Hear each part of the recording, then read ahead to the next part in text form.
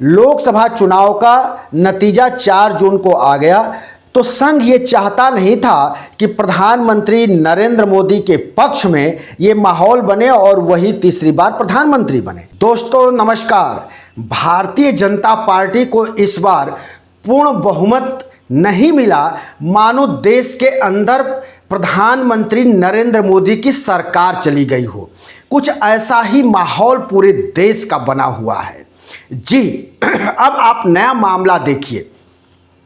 विपक्ष तो विपक्ष हमलावर था ही, अब खुद भारतीय जनता पार्टी की मातृ संगठन कहे जाने वाली आरएसएस भी नाराज दिखाई दे रही है। अब वो कितना हकीकत है और कितना फसाना, इस पर भी हम आएंगे, लेकिन अभी जो दृश्य दिखाई दे रहा है उसमें यही दिखाई दे रहा है कि संघ प्रमुख मोहन भागवत और उधर संघ के बड़े नेता अब उतर आए हैं मैदान में और भारतीय जनता पार्टी के मौजूदा सरकार की खिंचाई कर रहे हैं। इससे ये साफ जाहिर होता है कि चाहे वो इंद्रेश कुमार हो या मोहन भागवत हो, इनकी जो बॉडी लैंग्वेज है, जो इनकी भाषा है, उससे अब यही लगता है कि 2014 और 19 के बीच में संघ और भाजपा के मध्य एक अच्छा तालमेल था, लेकिन 2019 के बाद जब प्रचंड बहुमत से मोदी सरकार आई तो भारतीय जनता पार्टी कहीं ना कहीं अंदर अंदर वो अब संघ से किनारा कस ली। अगर संघ से किनारा नहीं कसी होती तो 2024 के लोकसभा चुनाव के दरमियान भारतीय जनता पार्टी के राष्ट्रीय अध्यक्ष जेपी नड्डा ये कहते हुए नहीं सुनाई दिए होते कि अब हमको आरएसएस की ज़रूरत नहीं है या संघ परिवार की ज़रूरत नहीं है। हम अब इतने हाई लेवल पर आ गए हैं कि संघ परिवार को अब हमको ज़रूरत नहीं है। लेकिन ये भी एक संयोग देखिए कि 2024 लोकसभा के चुनाव में भारतीय जनता पार्टी को अपने बलबूते मत नहीं मिला, अपने बलबूते सरकार नहीं बना पाई है, यानी अल्पमत में रह गई। 240 241 पर वो रुक गई, यानी बहुमत से 30-31 सीट दूर।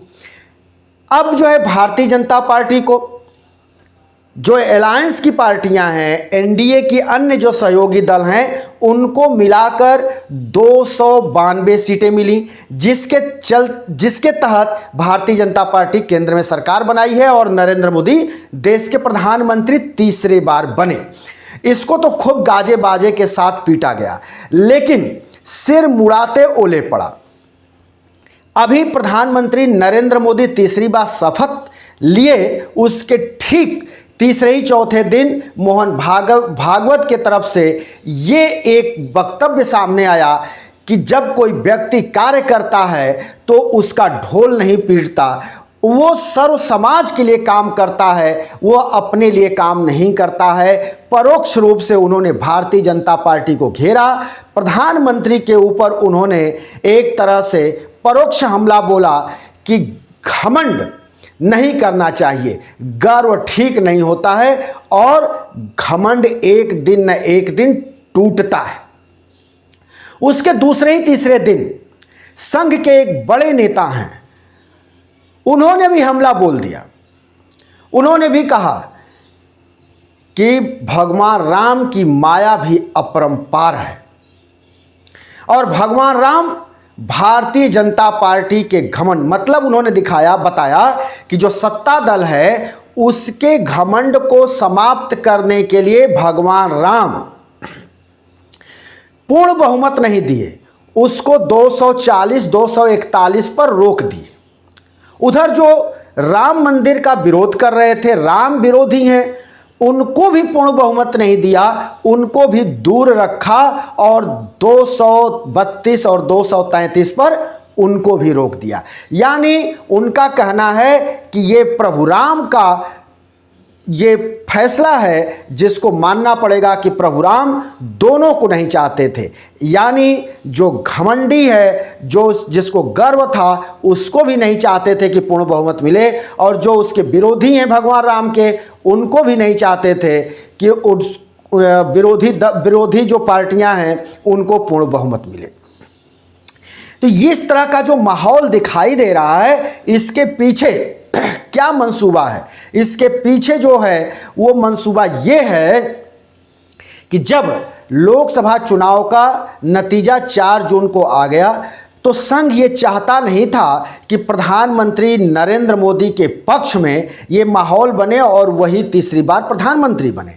संघ नहीं चाहता था कि तीसरी बार प्रधानमंत्री नरेंद्र मोदी बने। संघ ये चाहता था कि पहले जो पार्लियामेंट बोर्ड है यानी संसदीय दल की जो बीजेपी की बैठक हो वो पहले हो।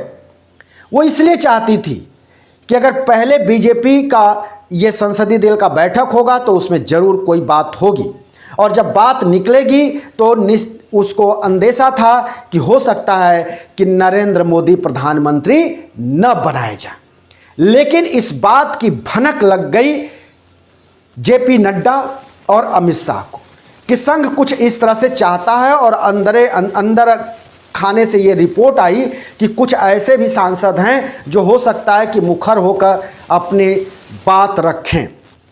ये बात आए संसदीय दल की बैठक हो, उसके पहले ही जेपी नड्डा के घर राजनाथ सिंह की बैठक हुई, उसके बाद गृह मंत्री की बैठक हुई यानी अमित शाह की, और ये बैठक में तय कर लिया गया कि पार्टी की जो संसदीय बोर्ड की बैठक करनी है उससे पहले एनडीए की बैठक बुला लो और एनडीए के बैठक में नरेंद्र मोदी को सर्वसम्मति से एनडीए का नेता चुन लिया जाए और उनको प्रधानमंत्री बना दिया जाए। और ये तुरंत फुरत में ये निर्णय लेकर के, और जहां पार्टी को अपने संसदीय दल का बैठक करना चाहिए तो अपने संसदीय दल की बैठक न कर वो एनडीए की बैठक की, और एनडीए के बैठक में यह तय कर दिया गया कि प्रधानमंत्री नरेंद्र मोदी होंगे, यानी जो एनडीए का नेता होगा वो नरेंद्र मोदी होंगे।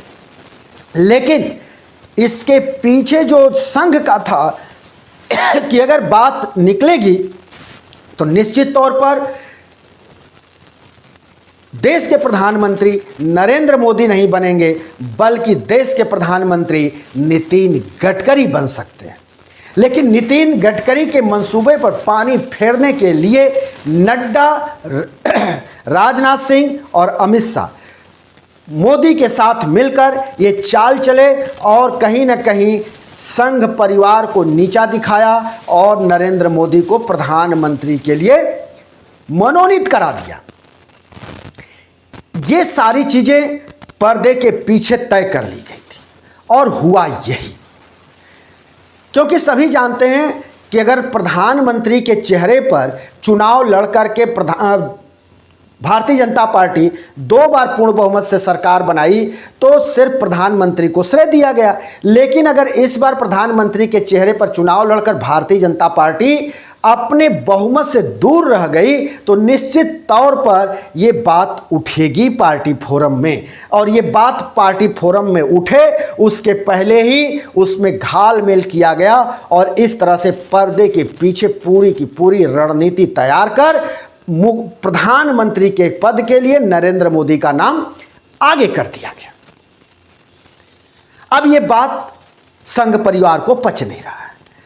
अब वो चाहे इंद्रेश कुमार हो, चाहे संघ प्रमुख भागवत हो, अब इनको बात याद आ रही है कि मणिपुर 1 साल से जल रहा है, उसके लिए कुछ होना चाहिए। समाज में विपक्ष कोई दुश्मन नहीं होता है, विपक्ष को विपक्ष की भूमिका में रहने देना चाहिए, गलत नहीं करना चाहिए, अन्याय नहीं करना चाहिए, घमंड नहीं करना चाहिए, गुरूर नहीं होना चाहिए। अब ये सारी बातें संघ करने लगा है और संघ का ये भी कब कहना है कि अगले 1 साल में हम देश के हर गांव में शाखा पहुंचाएंगे और लोगों को जोड़ेंगे। अब वो संघ सर्व समाज की बात करने लगा है।